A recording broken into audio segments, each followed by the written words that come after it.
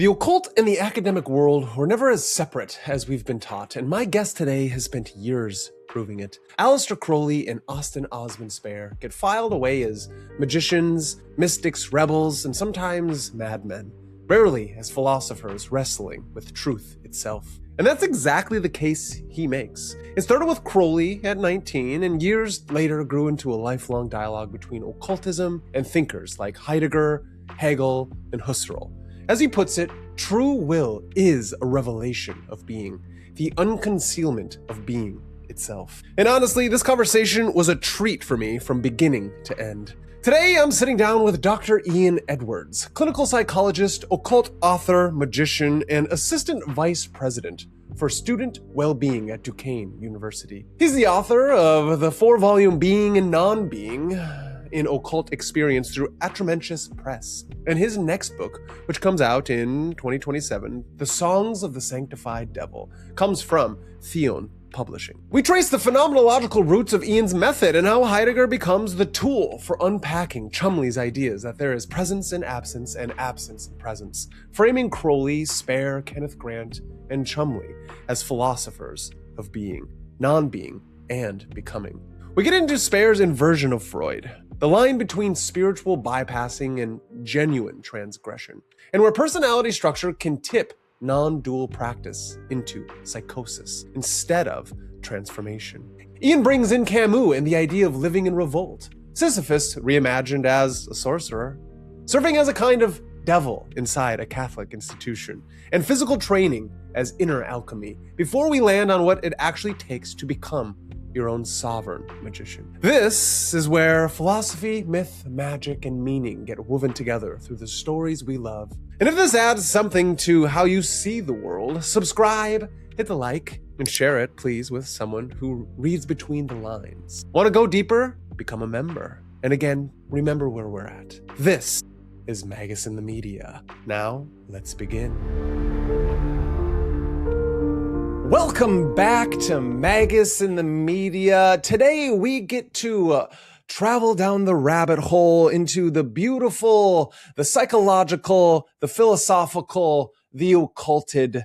And that is going to bring us into such brilliant works and this brilliant man who likes to merge these many realms of existence, this existence. And his name is Dr. Ian Edwards, who's a licensed psychologist. I would say a philosopher, an occultist, a magician, and just a pure gentleman. We like to bring on pure scholars and gentlemen onto this channel, and gentlewomen, of course, as we go through this strange and beautiful. He's the author of many works, Being and Non-Being in Occult Experience, Volume 1, The Book of the Law, and Being and Non-Being in Occult Experience, Volume 2, The Charismata of Osman Spare, both published by Atramentus Press. I'm probably butchering these things. He's also the author of The Divine Hearth and Radical Hospitality, and he's coming out with a new work in the great Theon Publishing called The Songs of the Sanctified Devil, maybe in the late 2027, I suppose. He's also the assistant vice president of student well-being at Duquesne University, if that is true. That is indeed true. Beautiful. And he describes his approach, and we're going to kind of break down this approach throughout this as a dialectical non-dualism, where he infuses the act of writing with method and content through spiritual phenomenology, which, as we all know, as we listen to me pander on about phenomenology continually, it's the beautiful, it's the embodied, and it's where we get to destroy the Enlightenment modernity that has separated our experience from our mind's matter. And I think these things truly matter. Thank you for joining me today, Ian. How are you? I'm doing well, Brandon. Thank you for having me on. As we've kind of discussed before, the familiarity with for many occultists with existential phenomenology, in particular 20th century continental philosophy, the work of Heidegger, Merleau-Ponty, even getting into Sartre and some of Camus' work and absurdism, deconstruction and all of that. For me, there really hasn't been at least an explicit dialogue between occultism and continental philosophy. And so back in 2021, when I first began having conversations with Peter Hamilton Giles of Atramentis Press, I did discover that there was someone that was doing this kind of work. And it was a happy accident because I, have been ravenous in my reading habits and meditation practices and whatnot. And I came across his work, and we struck up a dialogue. We struck up a correspondence.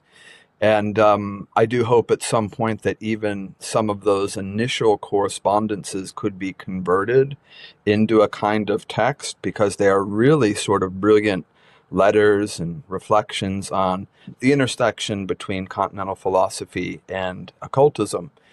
And I realized he was doing this work. He's very much influenced by Husserl and Levinas, not as much in terms of Heidegger and Merleau-Ponty, but through the correspondence, he invited me to become an author for Atramentis Press. And as we continued our correspondence, the correspondence evolved into this idea of reflecting on being and non-being in occult experience. And really, it's a title for the 4-volume series that I've written, but more than a title, those are the ideas that I'm really sort of reflecting on. So looking at not simply occult writings, but occult experience through those writings, and looking at the notions of being, non-being, but also becoming. I think that's important to kind of articulate as well.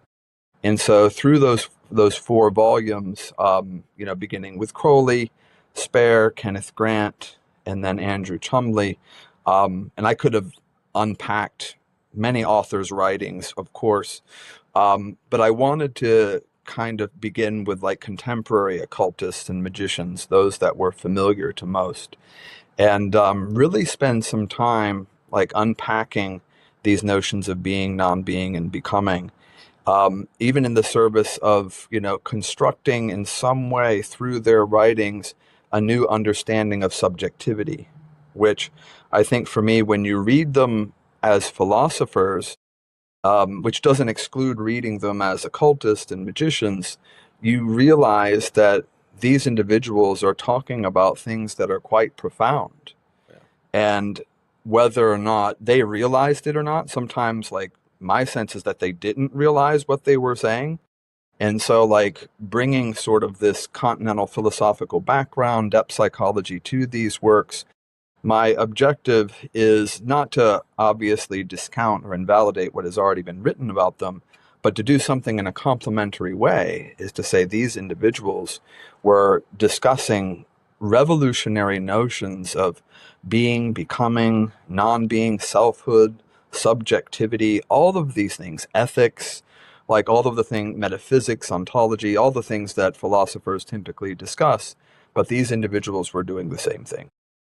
Yeah, it's brilliant, and a lot of these names, I think it's important for people to understand, like what we're kind of starting and laying this foundation is that, especially with your clinical psychology work, but it's the philosophical understanding of what happened after Cartesianism, with people trying to understand the limits of Cartesianism and the Enlightenment period, and that's when you get the likes of Husserl, who is kind of like the ending of the Cartesian dialogue and into what we're getting with the phenomenological studies of Heidegger, as we're trying to bring ourselves back to the ancient world, where we're not talking about all these small little beings everywhere, but we're getting to the big B, like truth of things, this progress, this looking upon the horizon, as Heidegger talks about. And so I think it's quite brilliant, the intersection that you're building, and you're merging things that I think are already merged, but most people haven't caught up to that yet. And that's the true philosophia,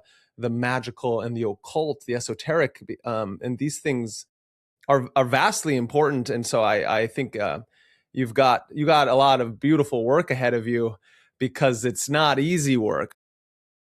Yes, it's not. And if we follow, I like the fact that you brought up Husserl and you contextualized him in relation to Cartesianism.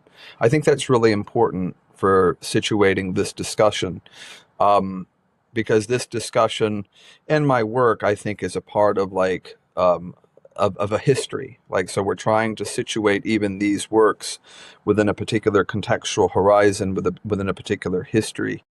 And so, Husserl's idea of returning to the things themselves, let's return to the things themselves phenomenologically, and I like his idea, and I don't explicitly state this in my work, but it was explained to me in my very first introduction to Husserl in my graduate studies, where imagining phenomenology sort of as looking at a phenomenon and almost circumnavigating it in some way, right? So you're circumnavigating a particular phenomenon, trying to describe it from as many different perspectives as possible, and then getting inside, imagining it as a house, and then getting inside of the house, and kind of walking through the rooms, the interiority, the subjectivity, if you will, of the house itself. And you could have someone on the outside of the house describing, let's say, the front side, and describing it in very glorious kind of terms, very aesthetically pleasing terms, but the person in the back is describing it very differently because they have very different types of perspectives on this particular phenomenon. And so for me, when I think of phenomenology and even the work that I do in this Husserlian sort of spirit, and even looking at magical phenomena, right? And so circumnavigating it, trying to look at it from as many different perspectives as possible, getting in on the inside, going through all of the rooms of the phenomenological house, if you will, and trying to unpack it and then describe it in as best as I can in terms of lived experiences. That's beautiful. And I think that's really important too, to talk, because when we, as they say, when we view things from our certain vantage point, we're understanding it through a certain aspect and through a certain mode of being. And when somebody else is then looking upon that same thing, like with your example of the house, they are also taking in a certain kind of information, a certain mode of being, and a certain aspect of that thing. And I like how then that leads us into how our embodied experience through the intersubjective is how we can then truly take on an unfolding process of how the world unveils or is concealed and then unconceals itself to us, which I find fascinating. And I would like to unconceal something before we get into the rabbit hole here. Because I want to understand, how does psychologist, philosopher, and the occult, how do you get to this position? What was your first, was it in your youth that the magical and the occult and the philosophy and the psychology was coming to you, or where did that begin? That's a great question. So I can begin just by saying, on my father's side of the family, and I didn't learn this until probably late into my adolescence.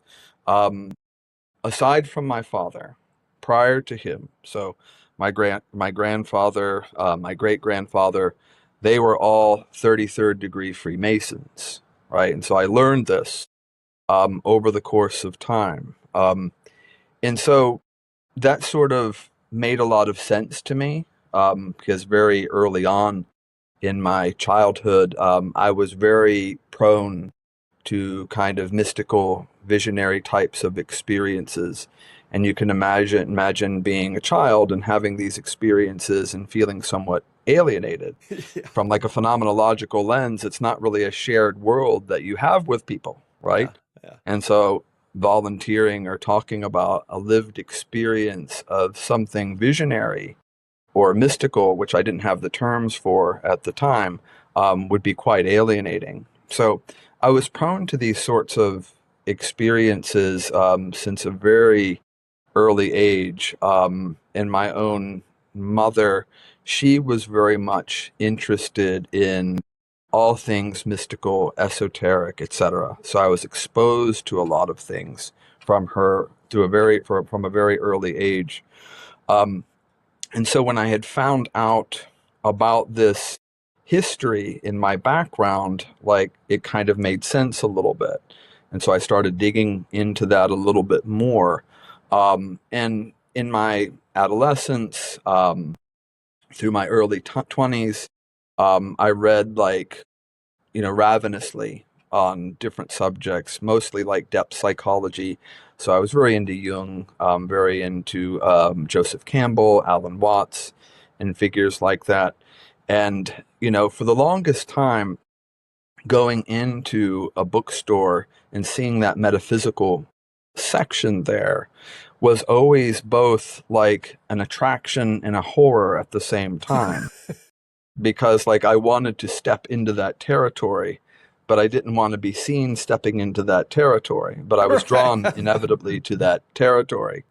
And so when I was, I think, 19, I decided that I wanted to take the plunge.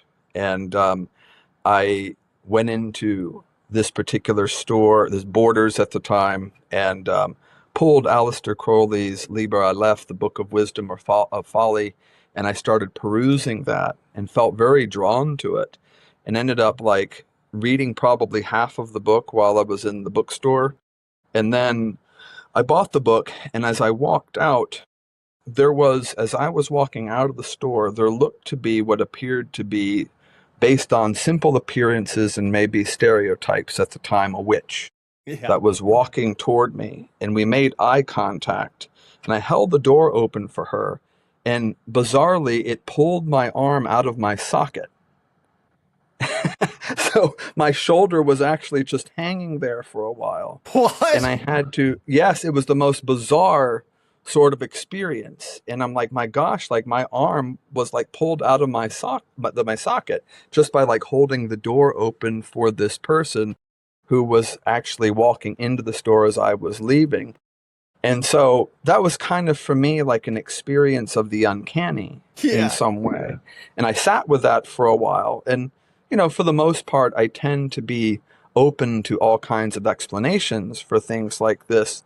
But this was this irreducible kind of like numinous experience that still to this day remains somewhat of a mystery, because we had made eye contact and had locked eyes, and obviously she didn't know what was in the bag, but nevertheless there was something in the contact. And as we were making eye contact, I was holding the door, my shoulder was pulled out of its socket, which I thought was like a very peculiar kind of experience. So I, from that point on, read Crowley ravenously, got a hold of like as many books on Kenneth Grant and Spare as I possibly could, and just started like trying to, at a very early age, because I was very interested in like the perennial philosophy, Alan Watts's work, Ken Wilber's work, and like making connections. And so I was always fascinated with being a bridge builder. And so I always wanted to take ideas that seemed very disparate, very disconnected, very separate, and make connections between them. Because if you read people like Wilber, if you read Joseph Campbell and Watts, and Eric Graham Howe as well, who I wrote a book on for Anathema Publishing called A Druid and Psychologist's Clothing, these were all individuals that I saw as bridge builders. And they brought these ideas together and were looking for fundamental or core concepts.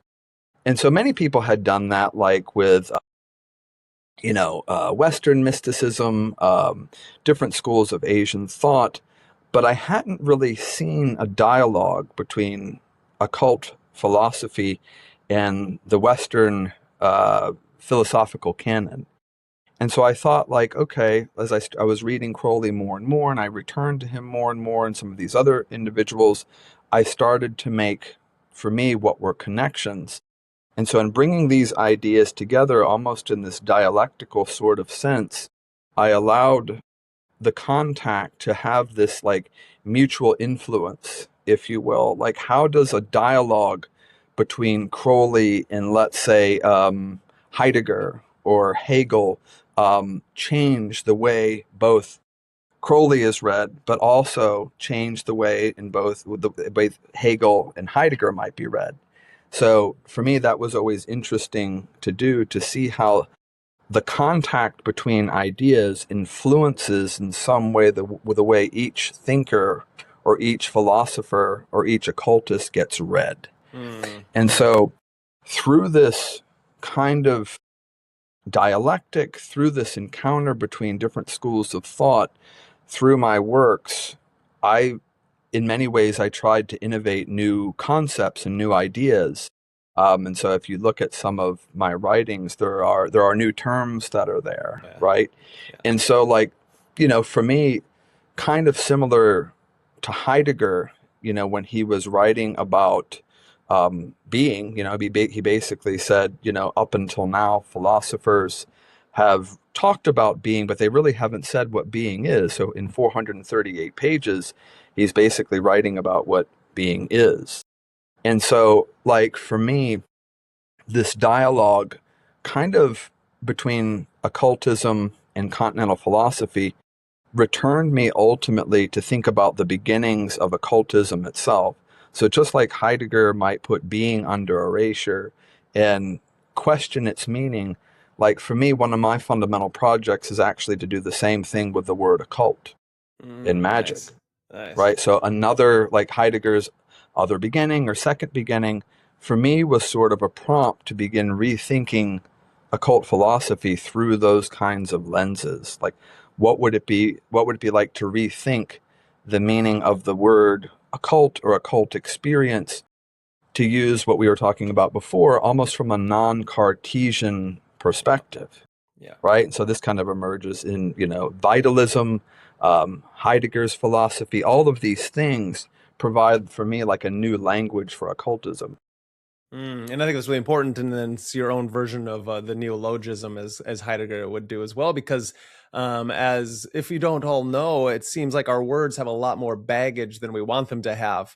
And so to kind of create new words or a new way to view the lens of something like the occult or the esoteric, or even Heidegger's work, Crowley, it's as Husserl says, we must bracket off our normal everyday experience to get, again, as you said before, get to the things themselves, but then from not the Cartesian view where we're still a subject interacting with the object and never the twain shall meet, because these two things are in their own separate boxes. And then Descartes' like, well, but then there's this God thing. I don't know what to do with it. So we're just going to keep this over here as I'm trying to talk about the thinking, the doubting thing. So that's really fascinating. So then when you, with Crowley's work and whatnot, did you then start practicing all his stuff that he was putting out there as well at that same time?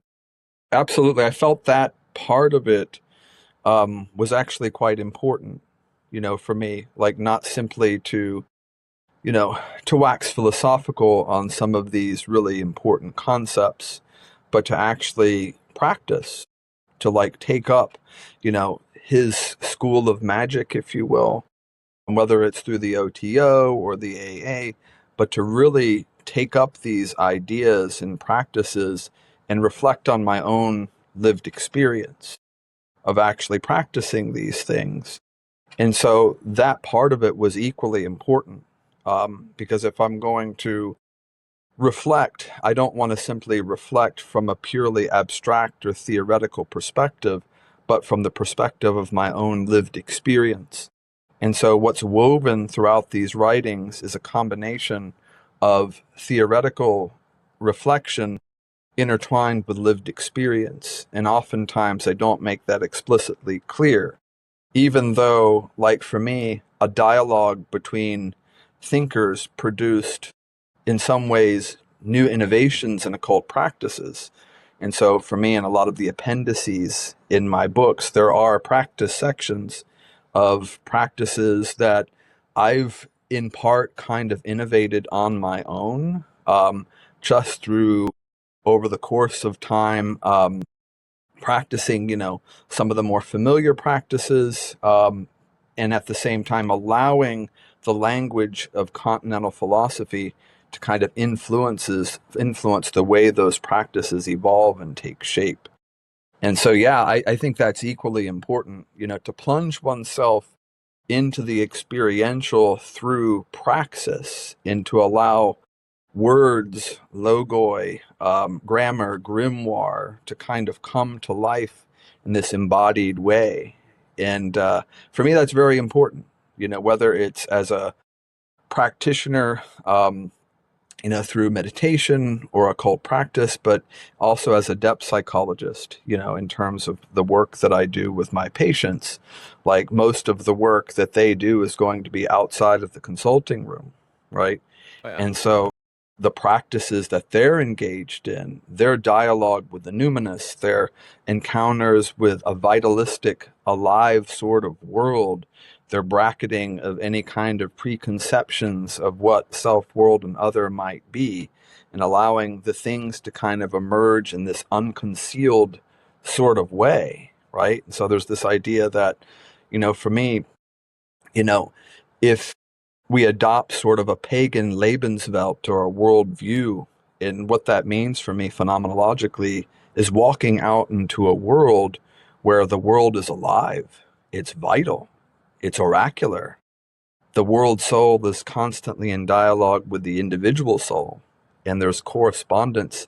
And we've talked about David Beth's work before. Yeah. It's daimonic, Yeah. right? It's present everywhere. Eros is everywhere, right? And so this for me is a very different kind of lived experience. And so oftentimes just stepping outside of one's front door, encountering the world and being in it, can be a form of practice.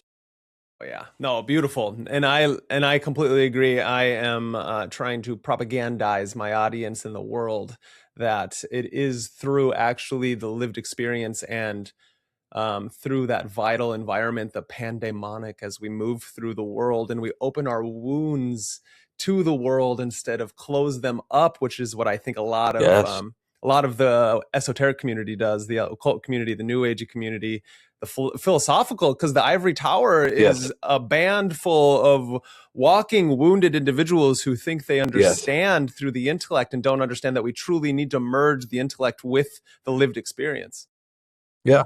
And that is very profound, like, because it's provocative to say something to the effect of, okay, we're going to open our wounds up to the world. That's a very provocative kind of statement. But if we think about like what that is in terms of like a lived experience and the kind of potential transformation and transmutation that could actually happen, it becomes quite powerful, but also scary, also frightening at the same time. And so when I work with people that do come from, an esoteric sort of background, kind of getting to your point earlier that, the ivory tower of academia is full of the walking wounded. And in many ways, practitioners and aspirants are as well. And so there's always a danger of spiritual bypassing, right? And so we all do it. Like I'm not excluding myself from that because I do it as well, and I still Yeah. do it. As Yeah, me much too. work as I've done on that, I still do it to this very day. Um, and so that is important as well. But also, like one of the things that I like to take into account when I do tend to work with practitioners is personality structure, because like there are certain practices that could invite not just transcendence but also psychosis. So Yeah. if a person is psychotically organized in terms of their personality structure, and let's say they start practicing something that would be considered non-dual, the dialogue between the non-dual practice and their personality structure may not produce transcendence, but psychosis, right? And so we hear of these experiences of people allegedly crossing the abyss and becoming mad. Now, if we unpack that, there's a way in which personality structure, in many of these instances, is in dialogue with practice. And so when that happens, if a person, again, is more psychotically organized, the egoic boundaries are going to completely dissolve, and the differentiation between the inner and the outer world becomes radically confused. Yeah. No, I think that's a great way of putting radically confused, especially because I find in my own experience. I have a similar yet very different interaction with the occult and magic and philosophy, as I was thrown headlong down the rabbit hole in my youth due to my own love in fantasy, science fiction, folklore, mythology, but then all of a sudden high dosages of entheogens and the great band that we realize that we love that is more like a mystical school and tradition itself, Tool. These things all of a sudden come to it, and you realize through years what I had to personally do was reassociate myself with my boundaries, because the dissolvement through the entheogenic usages of these things completely dissolve those boundaries. And then you go through your own stages of like, what does it mean to just coexist in the world with things? And then all of a sudden you realize I have to recreate these boundaries. And if I don't do it, I'm apt to lose myself into the abstract, when what we're trying to do is not transcend what it means to be human, but to fully actually become human as it is. Yes, absolutely. And I think so much, often what happens is it's redrawing the boundaries of selfhood itself. And so these experiences that one has through entheogens, psychedelics, different non-dual practices have the potential to redraw the boundaries of selfhood. And, that's important, I think, from a contemplative sort of perspective. But I think oftentimes when someone is attempting to do that without doing the good egoic kind of work first, the shadow work, if you will, right? And so a lot of shadow work sometimes is necessary. A lot of good ego work is necessary before a person can kind of really authentically move into those ways of being and states of knowing where there's this intertwining of being human and the becoming of magic itself, which for me are synonymous. Like ultimately, this apotheosis of psychospiritual development is where becoming human is becoming magic. Yes. And it's not to dispense with specific practices that are set aside throughout one's day, but it's ultimately to see that the unfolding of magic is congruent with one's very becoming in the world. And so every breath, every step, every heartbeat is this becoming of magic. And I think for me, that's very powerful when that can indeed happen and you can catch sight of that occurring, right? And so that's been sort of a meditation and a preoccupation of mine as of late. No, I love that. It's almost like the becoming is the unconcealment itself of you in the world, of being there, Yes. of Dasein, and Dasein. being it's a beingness. The great being is almost the quintessence, as you've come to put it, or Chumbley, as you've talked about, has come to put it, is magic itself. And so it's like, that's why I like Philip K. Dick so much, is because he brings into the panopta folds of consciousness and our experience of the mad and the mystical. And he goes back all the way to Heraclitus and Parmenides, where he's all like, well, you have these two thinkers, one talking about being and one talking about becoming. And you realize that if we overlay these thinkers, not thinking that they're thinking in contradictory terms and arguing against each other, but actually they're talking about the same thing, but we can call it, Phil K. Dick says they didn't have the word for it, but it's actually called the hologram. It's a hologram. And that's how you get the movement with the unmoving, and you get the unconcealment of the concealed.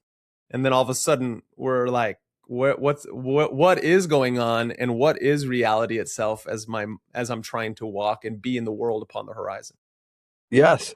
And Chumbley, I think, makes a very powerful point, and it's one that I've returned to over and over again. And he says this in relation to this idea of the sanctified devil, which has been something I've been writing about and meditating on. He talks about like this idea of letting contradictions be, right? So I think that's interesting when you look at that more from a dialectical point of view or from the perspective of individuation, that there doesn't always have to be the synthesis, if you will. Sometimes contradictions can just be and be permitted to oscillate almost back and forth between one another. So if we kind of take this idea and we start to, if we go back and we look at sort of, you mentioned, Heraclitus and Parmenides, like these kind of ideas where they seem to be talking about something very different, but they're addressing something that's very similar, but we don't have the language for it as of yet, right? And what if we don't try to synthesize these ideas, but simply allow the contradictions to be, and to see what happens when they oscillate back and forth. So there's like a movement that I've noticed, like between being, becoming, and non-being. So if you just pay attention to this in your own experience, your own lived experience, like subjectivity is basically this movement, this oscillation kind of back and forth between these states and these ways of being and becoming in the world. And for me, it's profound just to sit back and kind of meditate and watch that occur.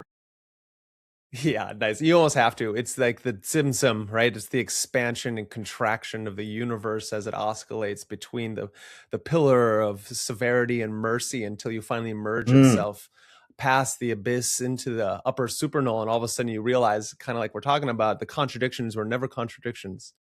They were actually never contradictions. Yeah, they were complementing acts all along of us trying to understand our experience in the world, which is why I love the Kabbalah and the Tree of Life, to use it as a cabinet system. And then it goes back to Crowley and why, and not even just Crowley, but his old, where he learned a lot of his stuff from, like the Golden Dawn. But really all they're trying to do is also tap into this golden thread through time.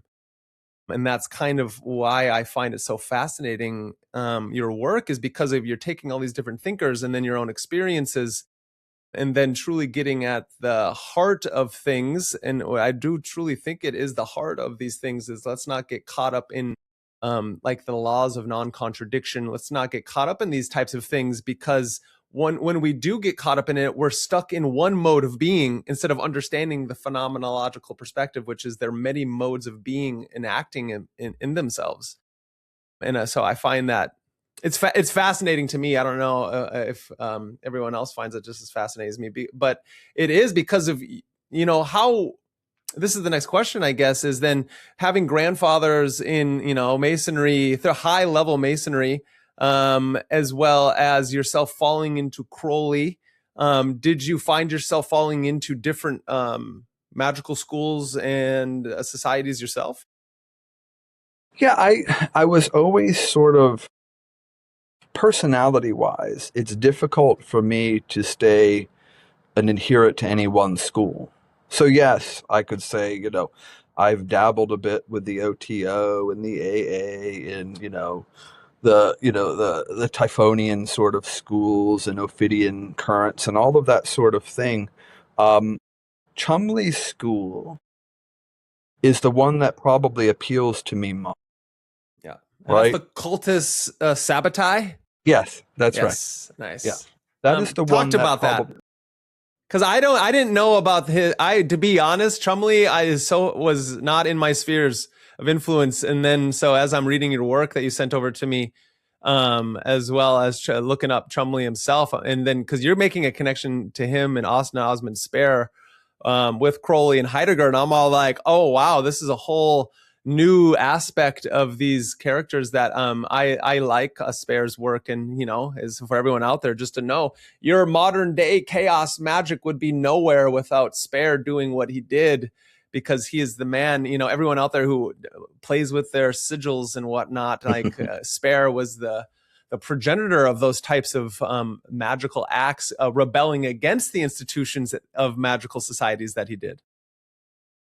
And I think rebelling also against the psychoanalysis of Freud in the analytical psychology of Jung, right? And so if you read Spare closely in terms of like his method of sigilizing, and if you kind of pull back a little bit and you say, okay, what are sort of the philosophical, the psychological underpinnings of this?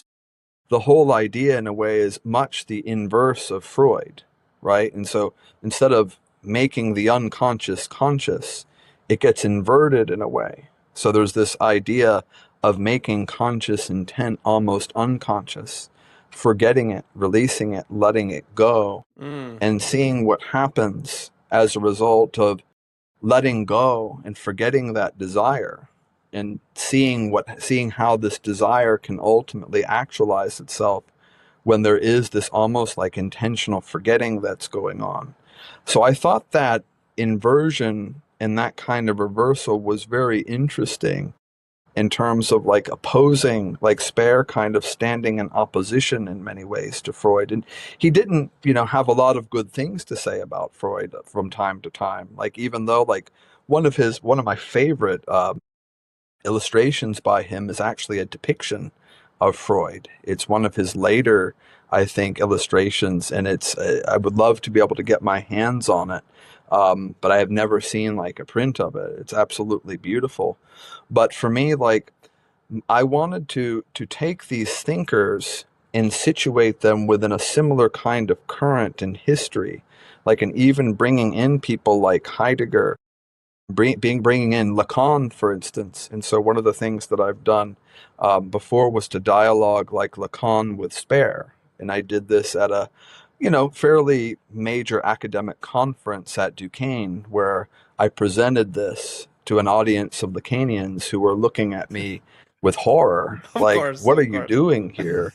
Like, who is this person that you're talking about? And then afterwards, it was very powerful, because there were many people that came up almost sheepishly in a way, even looking around, almost asking for permission in a way to be interested in dialogue, both esoteric thought and Lacanian psychoanalysis, and would almost confess their interest as if they were entering into like a confessional. Yes, I've read this. I'm interested in that too.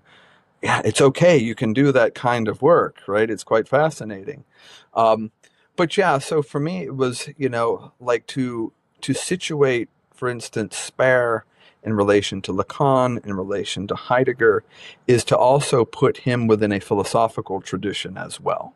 It is. And that was something that I wanted to do with Crowley, with Spare, with Grant, and with Chumbley. I love that, because it's not done at all. From my perspective, no one really. I've never heard anybody be like, let's talk about Osman Spare as a philosopher.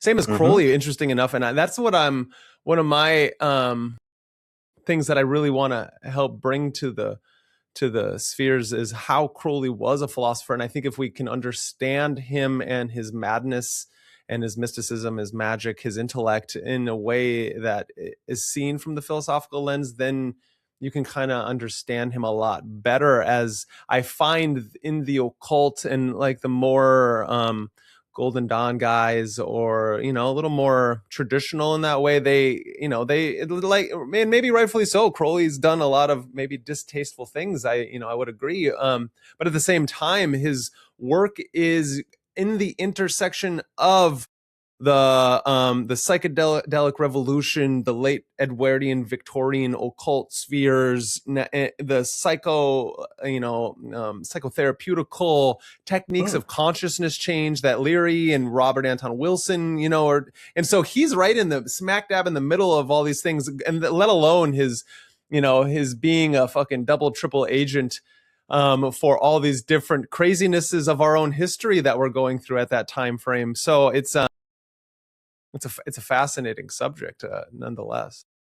Yeah, and if you think about it from a historical point of view, like what was happening, like around like the turn of the 20th century, if you just take like Crowley's Book of the Law, for instance, in the time in which that was received and then articulated, and then also the timing with that in Freud's interpretation of dreams, they're within several years of one another, right? And also like the Theosophical movement, which in many ways, like Freud was very concerned about. He was very preoccupied with occultism and referred to it as this black tide of mud, which is sort of the inspiration for this edited anthology that I'm doing for Fount, Nice. And really admonished Jung to kind of stay away from that, because he knew of Jung's interests and predilections for all of that.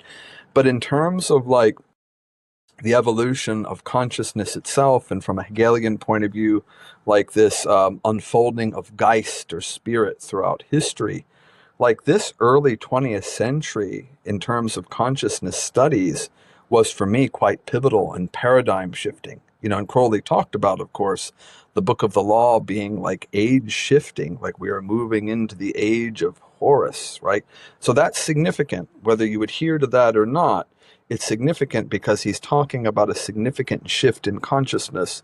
And whether you're a psychoanalyst in the tradition of Freud or not, when you read the interpretation of dreams, which was published or with it around the same time, he's also talking about a similar shift in consciousness that's occurring.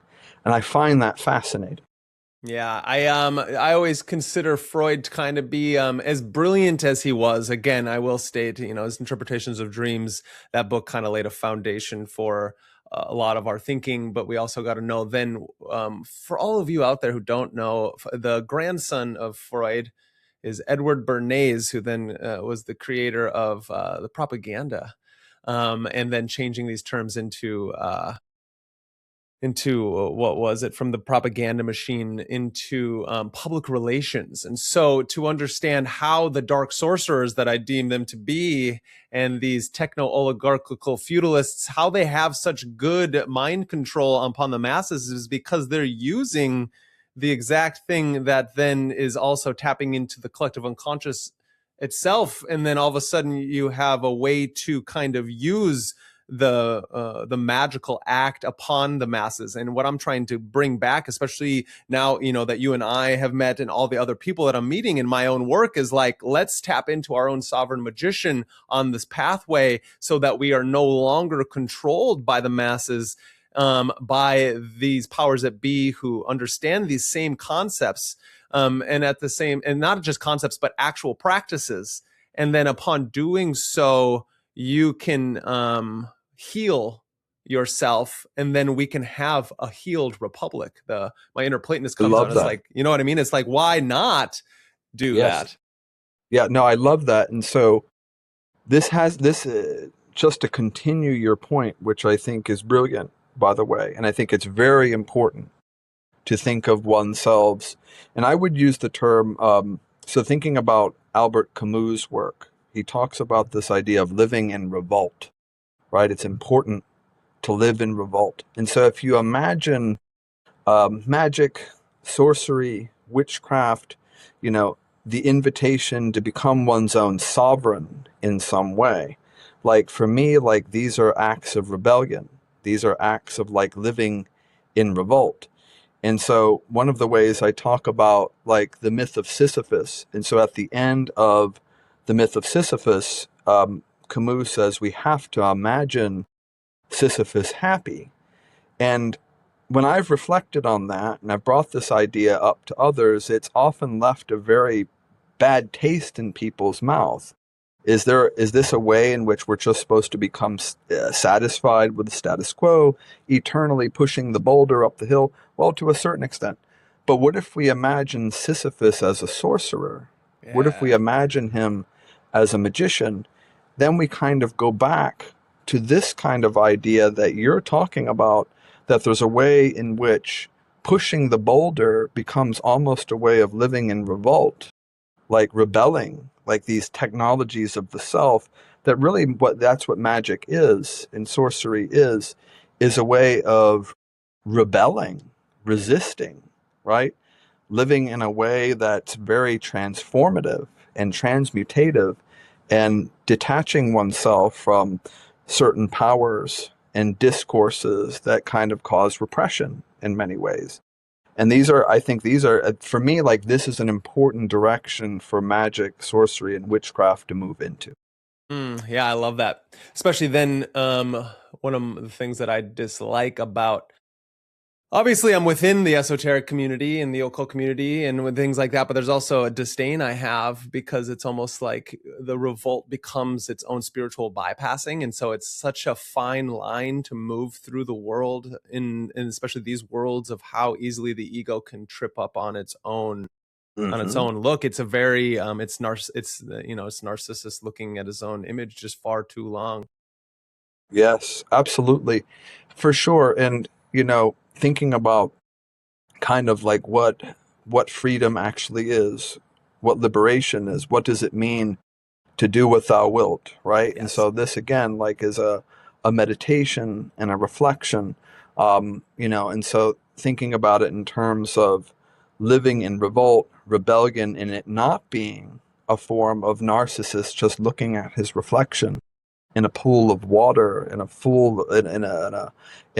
way of like spiritually bypassing, but like true transcendence and true transgression in some way. Like, and so like for me, this is where, I like to dialogue a little bit with Georges Bataille, like when he talks about eroticism, transgression, transcendence, death, sensuality, his own brand of like headless mysticism and all of that stuff, like what he was doing like in the 1930s, like with his so-called secret sociological society, his mystical society.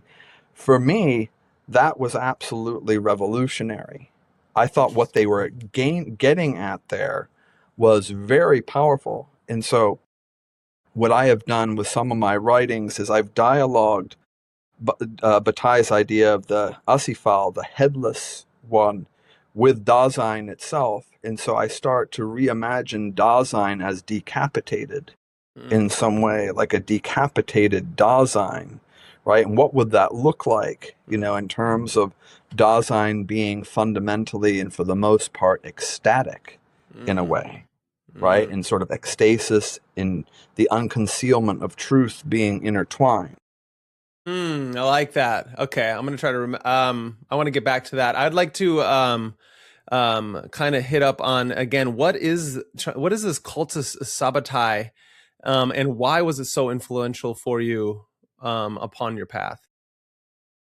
Yeah, I think for me, what I really, in my first introduction to that, was probably through Peter Hamilton Giles, sort of my dialogue and correspondence with him. And I wasn't as familiar with Chumbley or his work before talking with Peter.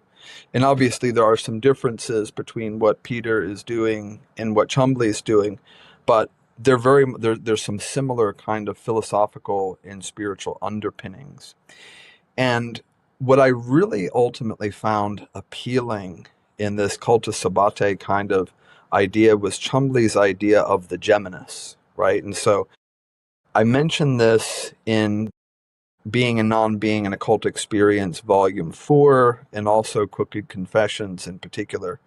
So what he's doing there, I think, from a metaphysical and ontological perspective, and Geminis simply means twin.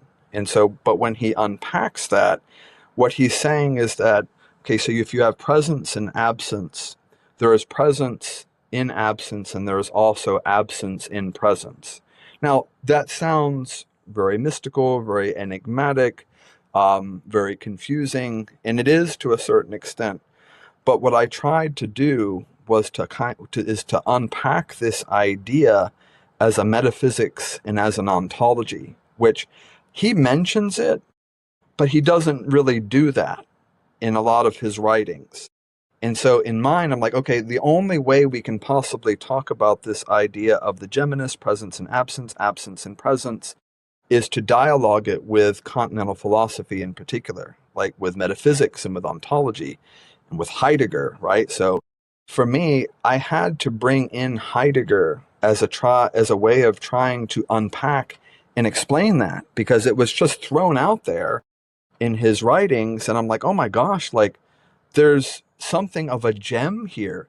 Is he resolving a fundamental metaphysical problem with this statement? So that's where I began. Like, is he resolving, or is he attempting to resolve a fundamental metaphysical problem between presence and absence, being and non-being, in terms of talking about one kind of holding and containing the other?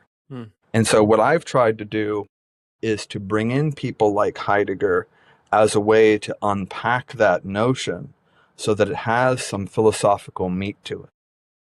That's okay. That makes a lot of sense.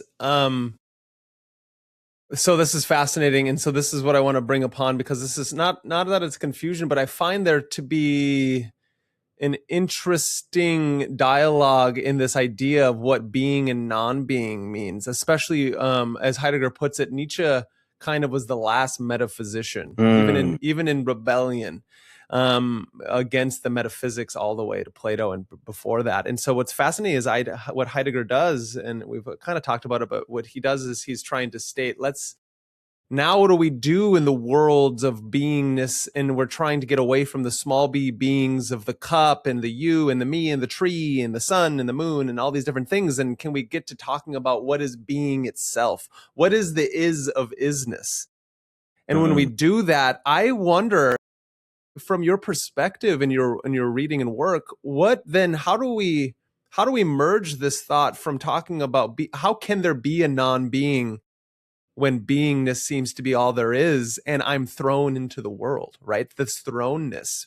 Because a lot of people want to then associate being and non-being being something that came before being. But it's not like that. It's more like an emanationist would see it, but it's not even like that at either. So I want to hear what you have to say about that. Yeah, and I think that's why Heidegger himself, in his later works, turned more to poetry and contemplation and poetic ways of thinking, like Heidegger's turn, right, in contributions to philosophy, right, which in many ways is languaged very differently than Being in Time is. But there was this poetic turn, and I think there's a way in which, like when we talk about like the isness of being itself, right, the only way that we can describe that is through poetic language, right? Through language that plays with contradictions in some way. And so it's almost like you're pointing to something that's ultimately irreducible. It can't entirely be described via language itself. There's always something that eludes it. There's always something that escapes it. And for me, I've tried to do something very similar in my own works, is to trying to re-language philosophical terminology in a manner that is much more poetic than it actually is. And so there's something in the way of words and signifiers that only allude to the signifieds that they attempt to describe, right? And so there's something slippery about the signified, like this idea of being. Can we ultimately really describe it, right? Can we ultimately talk about it in a way that reduces it to something? I don't think we can. I think ultimately it's elusive in a way. And that's why many of the mystics, I think, were trying to do something similar in their own ways, whether they talked about it as God or some kind of cognate term. They were trying to describe a phenomenon that's ultimately irreducible. Now, the term that I like that Heidegger uses in his later writings is the abyssal ground of the in-between, right? So when he moves toward that, the abyssal ground, the abyss in some way. But I think that those extra words of the in-between is important, right? And so there's this irreducible ground, this groundless ground, if you will, that ultimately we can't get to the bottom of, right? No matter how hard we try, that's at the heart or the essence of things. And so as I've moved forward in my own work and have read David Beth and some of the things that he's doing, that kind of notion and that idea needs to be further explored and unpacked. Yeah, instead of thought of as something that is to not be looked at. The abyss becomes something that we must throw ourselves into, and that's truly the only way to fully transform ourselves into whatever it is we are to become. Yes, to almost stand at the crossroads between non-being, being, and becoming is to center oneself in the abyss itself.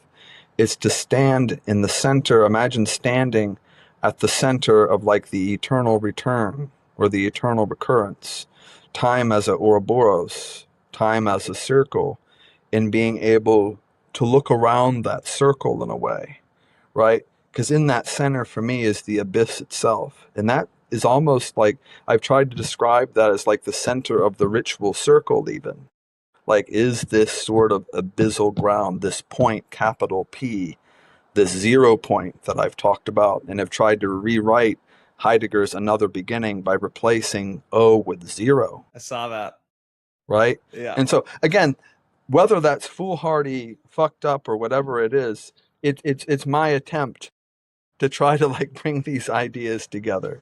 Yeah, I like that because it's really interesting to because what Heidegger does and a lot of this, right, bringing back the Parmenidean concept or the Greek term that is used, aletheia, meaning unconcealedness. It's like when we're talking about this level of disclosure or unconcealedness of truth being concealed to us, and we bringing whatever this is into the clearing upon the greatness of the sun as it shines upon it, the process instead of the noun, the verb, the process of truth unfolding itself to you, this unconcealedness is as esoteric and occult as it comes, because it's a hidden force that is concealed until it's unconcealed by your own beingness. Yes.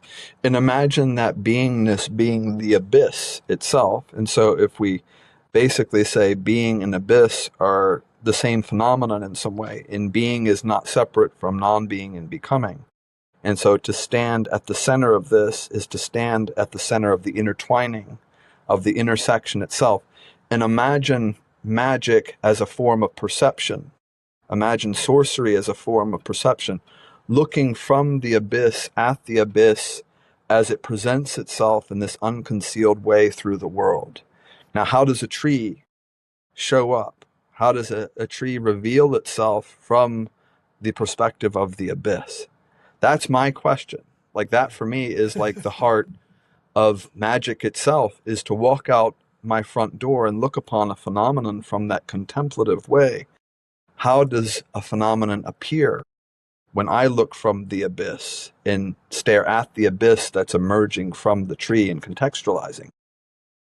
Yeah, that's beautiful. That's beautiful. I love that, Ian. Okay, that's great. And it's great because there's a fundamental issue I have, and I actually talked about it with David Beth, and I'm trying to bring it up with as many people as possible that I think will understand this. And it's why Mark Booth and his Secret History of the World and Mark Booth's work was so fundamental for me as I was, a young late teen, young 20-year-old boy man trying to understand the world, as we're all given this perspective that becomes implanted into us in like a mind virus, this mechanistic worldview that the material was first and then everything springs forth from it. But if you take that Copernican turn and you realize that no, it was the idea, and then from there, that idea, or as I think you may state through Chumbley, the quintessence that explodes forth into the everything, and then you can get materiality based from there. So if we start from the idea and move into, that is the magical worldview that yes. I think is more natural, because of the Enlightenment, and the mechanistic worldview is only a few hundred years old. And that actually the magical worldview is an older worldview and is actually springs from the very essence of our being itself. Yes. And rightly or wrongly, when I hear that, I return to people like Schelling, for instance, the philosophy of Schelling, the German sort of idealist kind of school of thought. Right. And it's not exactly cognate or similar to that, but there are enough similarities and references to kind of bring that into mind. And so, so like in the beginning was the idea, right? In the beginning was soul, in the beginning was spirit in a way. And so in this another beginning, we're not returning to something that's entirely new. We're returning to something that's old but concealed or hidden. And it's to kind of unconceal or reveal what is already there. And so what would it be like, for instance, to kind of see from a non-mechanistic point of view, to hear from a non-mechanistic point of view, to taste, to touch, right? So we're talking about embodiment again. Like this brings it down to the concrete, lived sort of experience of this, where flesh is this idea that connects us to the world, right? It doesn't separate us from it. Right? We often think of our skin in this Cartesian way as separating us from the world, but it actually connects us to it in a way that is very powerful and I think very fundamental, and returns us to the very nature of our being. And this return that I've talked about, and sort of like kind of taking this the primordiality of the idea itself and saying, well, this is really what magical quintessence is. this idea that Chumbley talks about of the magical quintessence. Like, this is another way of kind of languaging that. And so again, like in an embodied sort of way, what is it like for everyday being in the world to experience self, world, and other through this kind of lens, right? Where we're making contact with something absolutely vital.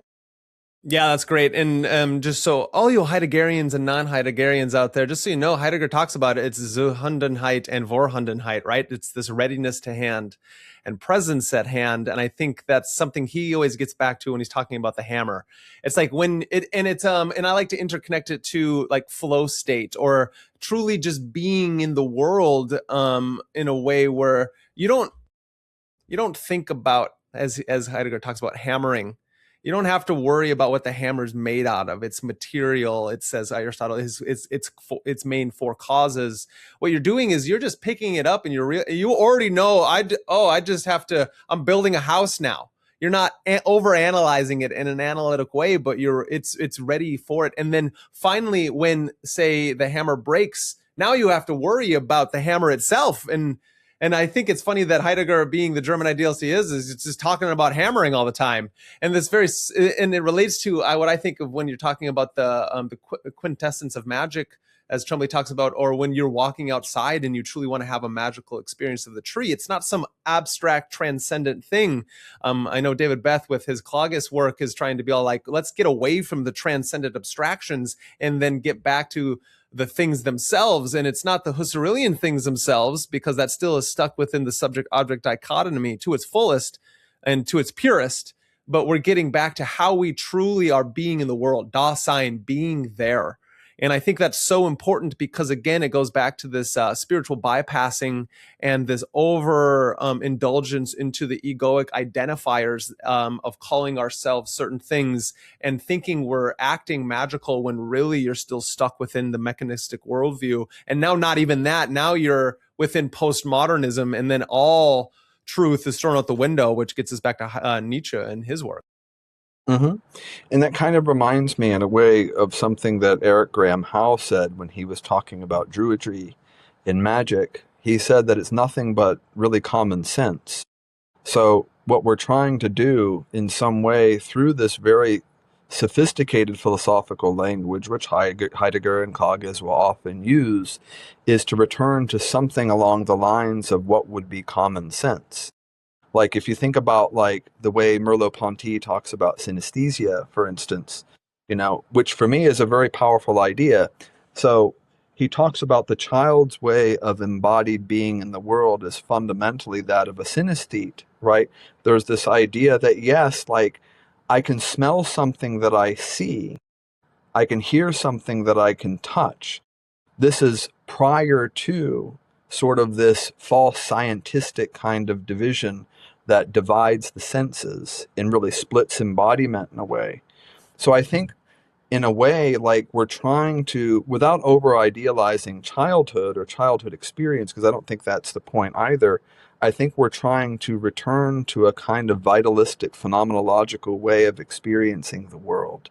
And so for me, that is common sense. So when Howe talks about magic as common sense, Druidry as common sense, that's what that is, because we've lost touch with what common sense actually is. Like, think about what that is, common sense, a way of sensing that is common, right? Yeah. That underlies like the false dichotomies and bifurcations that actually exist. We're trying to return to something like that I think is concealed.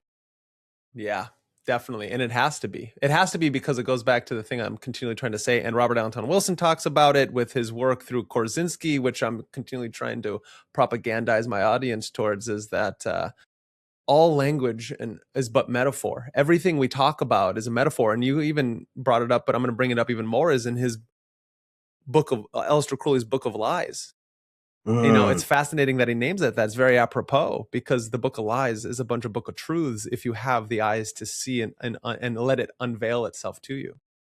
Yes, that's exactly right. And I think there's a way in which when we kind of look at the world in a phenomenological sort of way, it can kind of appear as lies in some way, right? Because of the way in which like we forget the fact that all is sort of metaphor, right? So his Book of Lies is a book of truths, but it's also a book of breaks. Like that's sort of like the subtitle in all of that. It's like it's a book of breaks, and everything in that is sort of a footnote to that which is falsely called, right? So he talks about so falsely called. So everything you read there, right? And for me, this is like one of his most profound types of books there is. Like I read that for the first time and I'm like, my gosh, this is philosophical genius that's here. I wish more philosophers had known about this book. And very few philosophers that I know have ever even read Crowley. And if they've heard of him, he's anathema. We're going to stay away from him. And slowly but surely, I've been trying to kind of whet people's appetite to his more, I would say, philosophical works. And that is one of them. Like, sit there and allow that to kind of fuck with your brain a little bit, to kind of screw with your mind. There's a way in which that book is, as you said, a book of profound truths. Oh, yeah. And interesting enough, as the story goes, Carl Germer, upon reading it, was like, the head of the OTO at that time, which was just technically an offshoot magical Freemasonic like grouping, really is what the OTO was before Crowley became the head of it.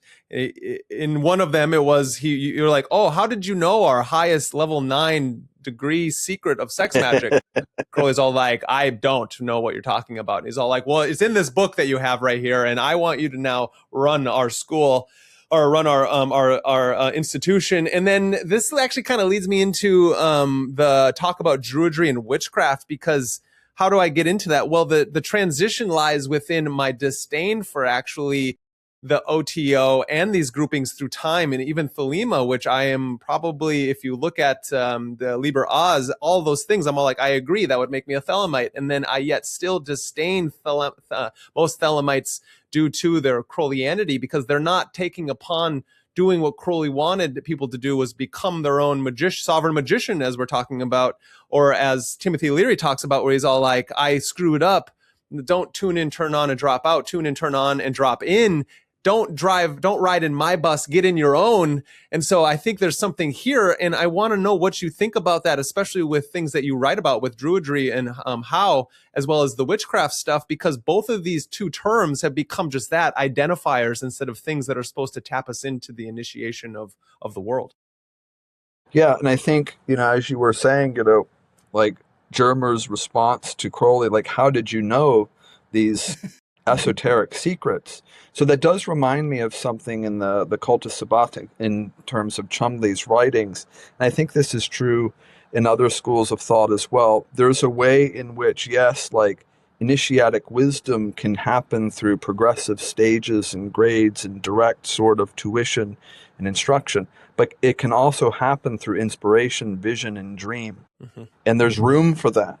And so, like, someone could be writing about something that someone else recognizes as to be a high degree or something more highly evolved, and say, how did you penetrate these secrets? How did you know this? This is referenced in this particular text or this particular volume, where I didn't, but he was connected to the same current, the same stream of consciousness that may have inspired that. So I'm a firm believer in that, in terms of these so-called truths being unconcealed through vision, through dream. And so I typically won't write something, like in all of the being, non-being books, I will not write something unless I have a vision or a dream that precedes it.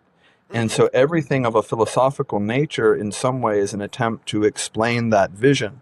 That's why each book begins with what's called like an uncanny prologue, right? That's what I call it. So everything is like a meditation on that. Yeah. It's sort of Jung's Red Book and his collected works. Like all of his collected works were in some way an attempt to explain the Red Book, right? Yeah, and that's what he kind of articulated that. Yeah. And so I think for me, like just getting back to your question, and I do see this as like a big part of what I do, even as a psychotherapist, and without using the language, like, yes, how do I help my patient? How do I help my client become their own sovereign, right? Discover their true will, so to speak, right? And so how do they become their authentic self, if you will, right? And so for me, it's not about, it's more about like identifying the obstacles and then in some way helping them remove the obstacle. So I'm kind of like a Ganesha figure, where it's like I'm kind of helping them create a clearing for that in some way. It's there, it's present, but it's actually concealed. I think a lot of what happens with Thelema is that people, they're kind of adhering to like a almost like the Plymouth Brethren spirit of Crowley in that, like, but they're basically taking up Thelema in that sort of way, almost as, you know, like they've kind of retained maybe the worst of Judeo-Christian morality, but just changed the language of it. And so they Yes. appropriate Crowley very much in a dogmatic sort of way. And that's why for me, like, I know we're not supposed to write or comment on the Book of the Law, but I wanted to begin my own series with an act of blasphemy, with an act of heresy, as a way to say, like, yes, I am my own sovereign.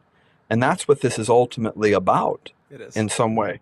So there's something about that statement that invites an inversion and a rebellion against it, which is more adhering to the truth of it all. So that's why I began with that.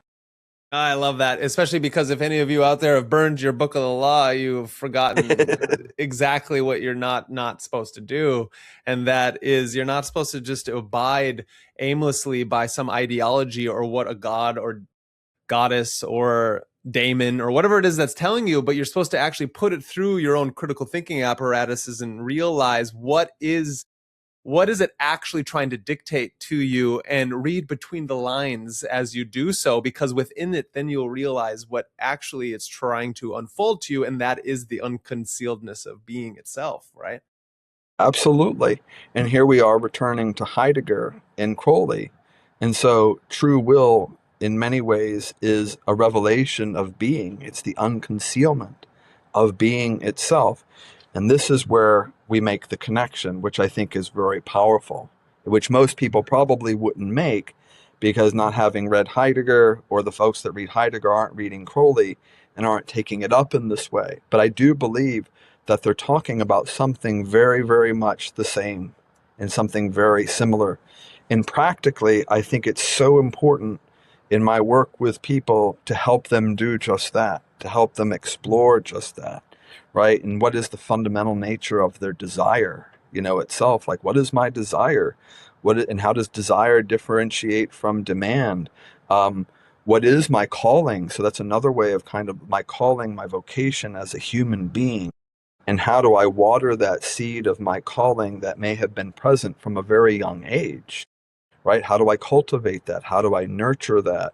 How do I remove the obstacles that might lead to that actualization or fulfillment?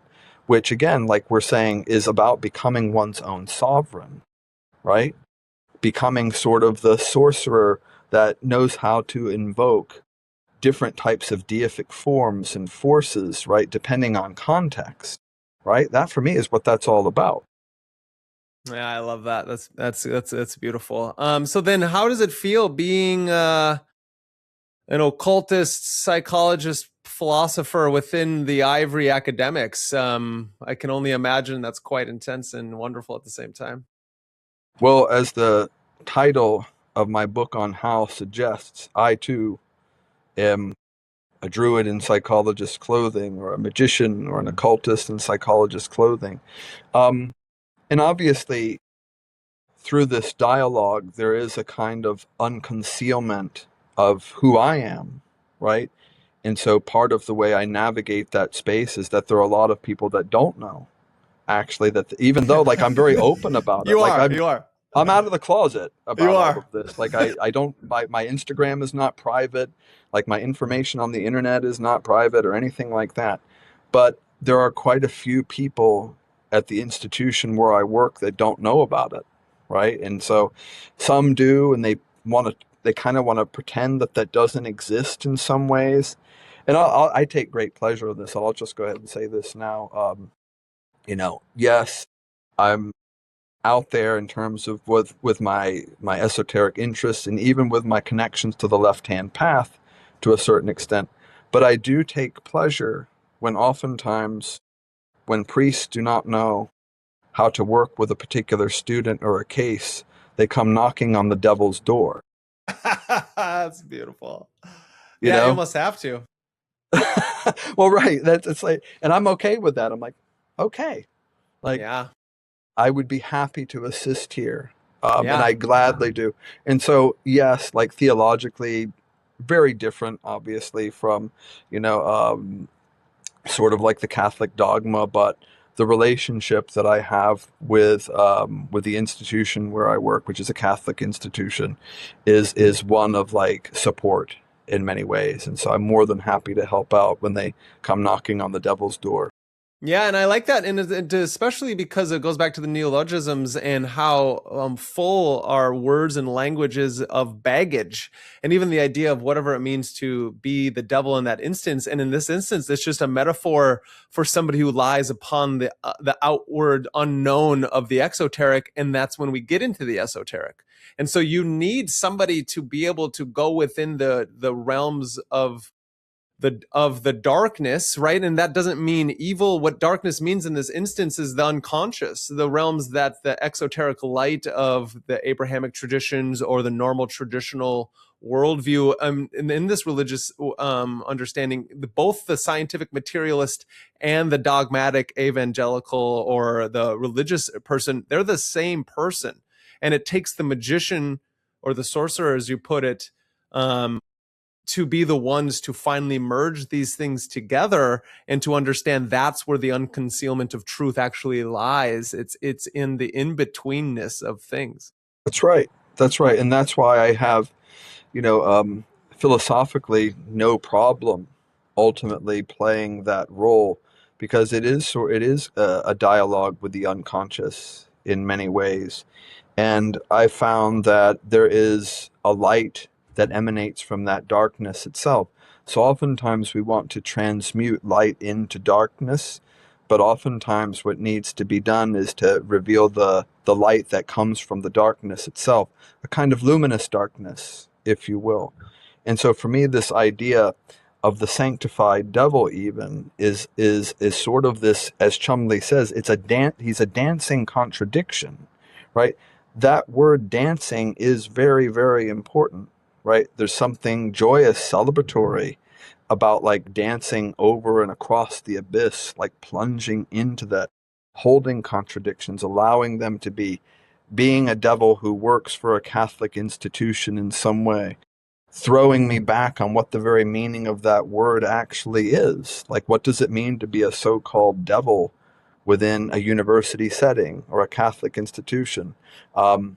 And it allows me in some way to not see the contradictions, but to ultimately, as we were saying earlier, to talk about how there never were really any contradictions in the first place.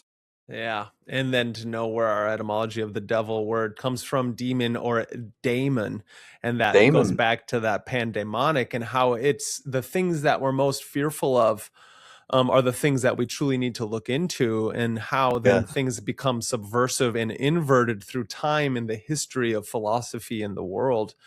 Is then how we can then see that it's more important than ever, especially in this current age of Horus or whatever you want to call it, is that right now, I think, especially because of disclosure and what we're learning about with these techno-feudalists and the parasitic oligarchs that I like to deem them to be, that the occulted nature of reality is not occulted anymore as much as people want to seem that it is. It's actually right there in the open.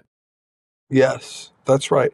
And I think, you know, as we were talking before, that's precisely why, just like Heidegger did with being and the meaning of being, why there's an invitation for us to go and reimagine and re-explore the meaning of the word occult.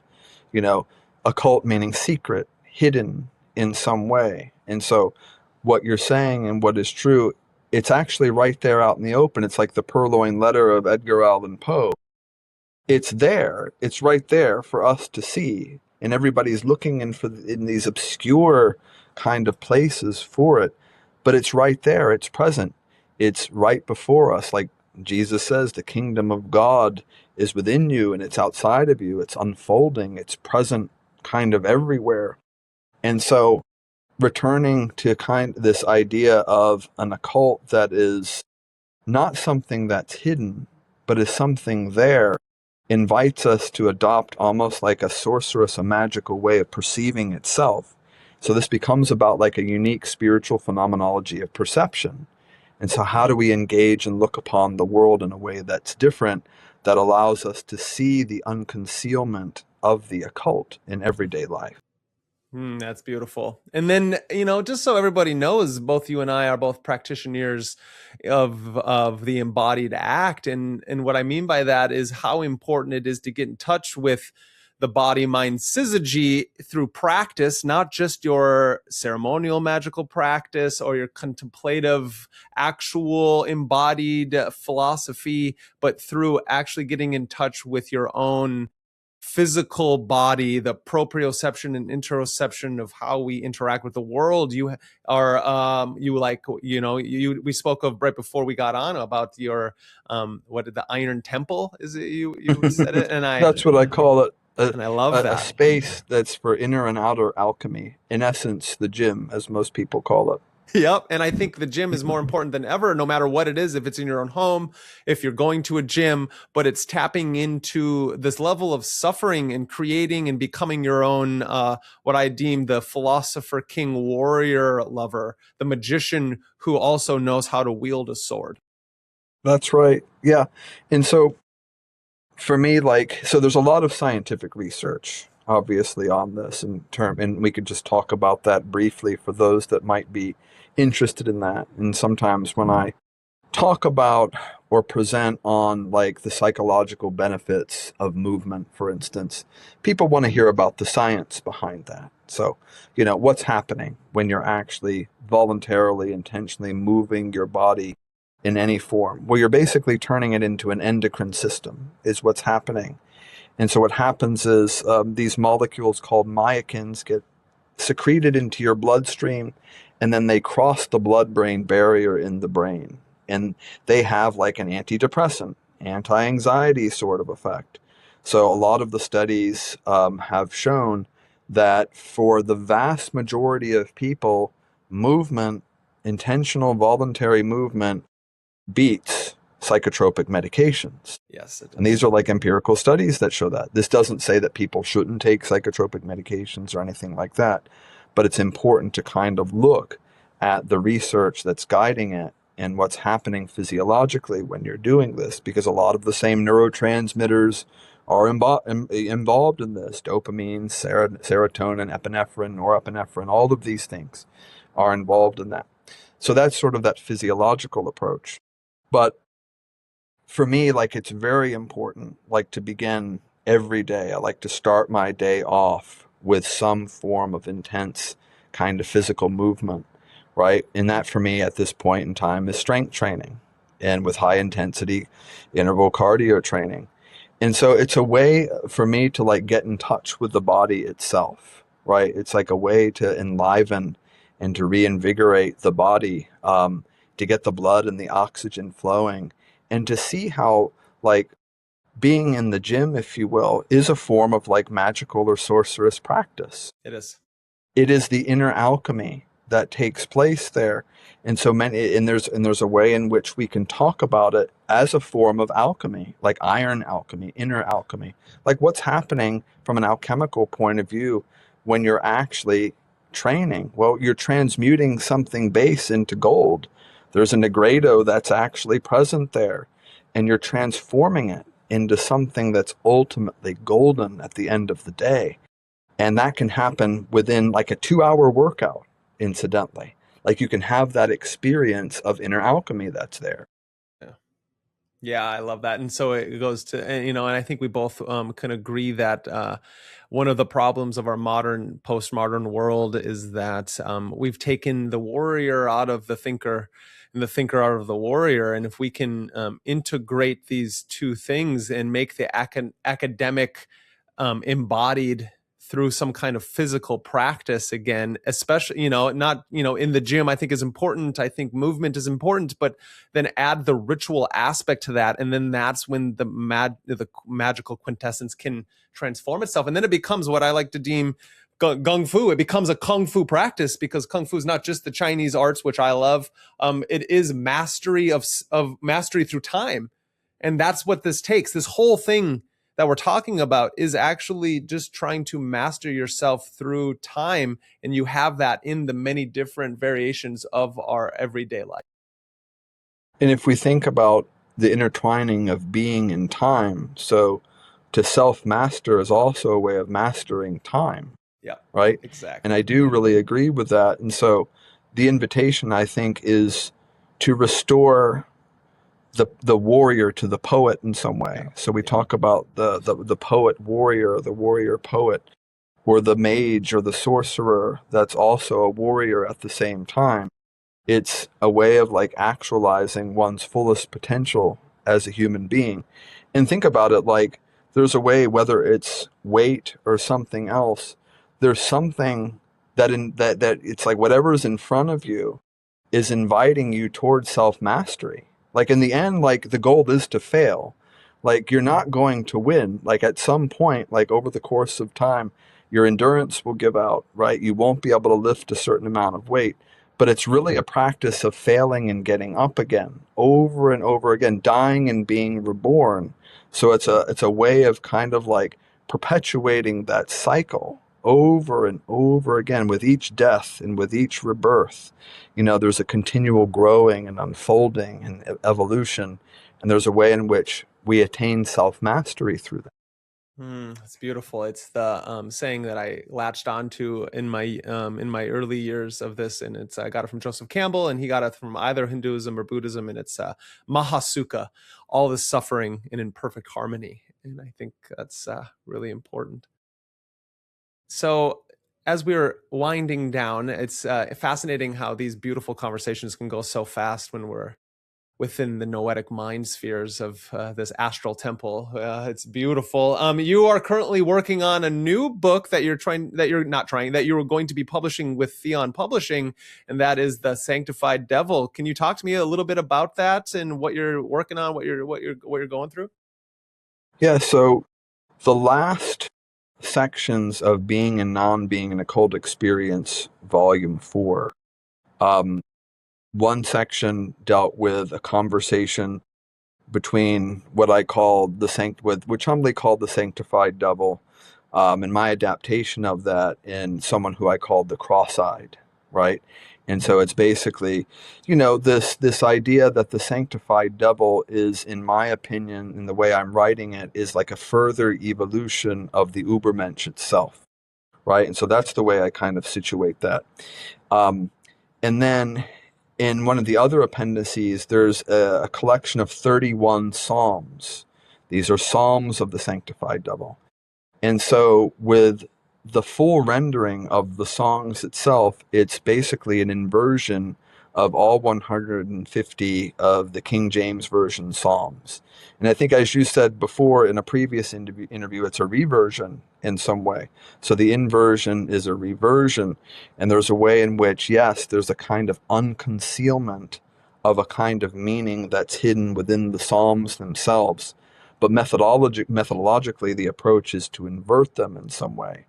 So the goal is all 150 King James Version Psalms. It's written in very poetic language. So imagine like an integration of like Nietzsche and William Blake. You know, it's sort of like stylistically is how, and even like the rhyme schemes and all of that, which is like the hardest part of that, to go back and like do rhyme schemes that are not like rhyming every other line, which really is just gross for me. But to make them subtle, right, is kind of what I'm doing. So currently, I think I'm through like 84 of them. Wow. And like a little more than halfway there. And so after I get done inverting the Psalms, if you will, there's going to be a commentary on all of them, like an occult commentary, and also like invitations to practice. So the way I've styled it, so we've talked about the Book of Lies before. Yeah. It's written in a very similar style to that, where, you know, there's the psalm or the song, and then there's the commentary on it. There's a brief sort of a commentary, and it's going to be an occult commentary on that, which allows people to go deeper into the songs themselves. So I'm very excited about that, and I was very appreciative and grateful that Theon was interested in ultimately publishing that, because I pitched the idea to David Beth, and he got a sampling of those songs and was very enthusiastic about it, and agreed ultimately to have this as one of their publications, probably in late 2027. Yeah, that's fantastic. That's going to be amazing. It's going to be amazing in the fact that it seems to be a pretty heavy lift there, my friend, to go through all the Psalms, which are already packed full of so much Kabbalistic mysticism layers, cryptographic layers and stuff like that. And now you're going to be writing them through your own. And I like the merger of Nietzsche and William Blake, two mentors of mine through the ages that I continually go back to. Absolutely, and it's probably the most challenging book that I've ever written, to be honest with you, because there's a way in which I try to linger or tarry with each line of a psalm. And so I allow like whatever might be concealed, whatever might be hidden to simply reveal itself to me. And it's a very meditative, contemplative kind of approach.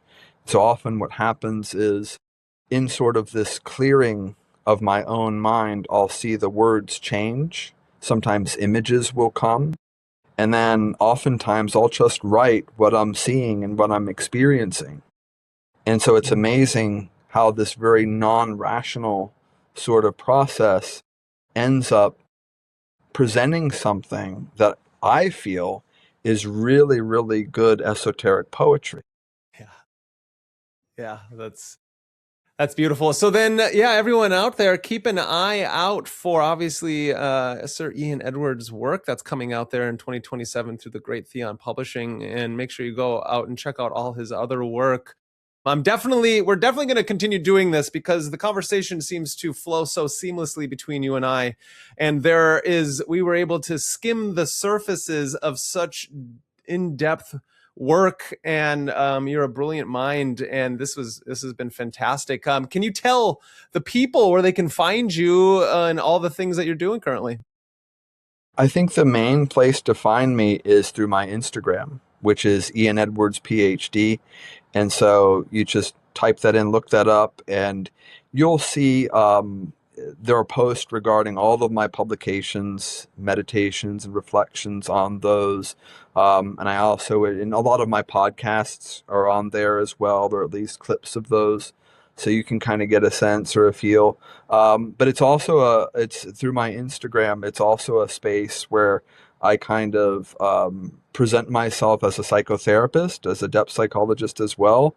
And so if there are people that might be interested in being involved in a depth-oriented psychotherapy with someone who's very sympathetic to their worldview, their occult worldview, I'm probably the person. I like to say that in some way I'm continuing the legacy of Israel Regardie in that sense, who himself, he was a Neo-Reichian psychotherapist and obviously very sympathetic toward the occult.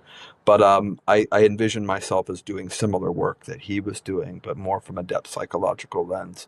Atramentus Press, Anathema Publishing, Theon, Fount, these are all like publishers' websites where you can find my works and descriptions of all of my works as well. So don't hesitate to go to those websites. But the main hub is obviously my Instagram, Ian Edwards PhD. Perfect. This is fantastic. Yeah, I think that it's really important that those of us out there who don't feel as comfortable going to certain places that those people may think that we're mad in this ocean of chaos, when really we're just truly trying to organize it in a way that helps us best become exactly what we're talking about, that sovereign magician. This has been fantastic, Ian. I am so happy that you and I have been able to hook up and have this conversation. And as long as you'll come back, I'll keep having you. Well, absolutely. I thoroughly enjoyed the conversation, and yours is a very brilliant mind. So I appreciate your own meditations, reflections, which got me to think about things in ways that I haven't thought about them before. The questions were very profound. So I appreciated you as a dialogue partner as well. And I think, like Jung says, in good psychotherapy, when two chemicals come together and make contact, both leave changed and transformed.